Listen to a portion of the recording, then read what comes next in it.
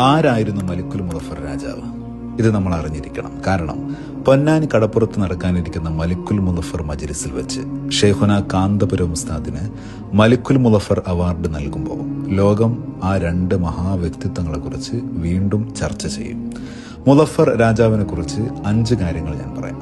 1, അനാഥ മക്കൾക്ക് വേണ്ടി അഭയ കേന്ദ്രങ്ങൾ നിർമ്മിക്കുകയും അവർക്ക് വേണ്ടി അതിൽ പരിചാരകരെ നിയമിക്കുകയും ചെയ്തിരുന്നു.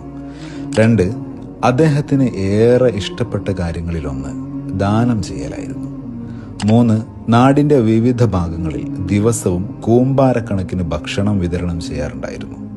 4, ശരീരം തളർന്നവർക്കും കണ്ണ് കാണാത്തവർക്കും പ്രത്യേക മന്ദിരങ്ങൾ പണി കഴിപ്പിച്ചു.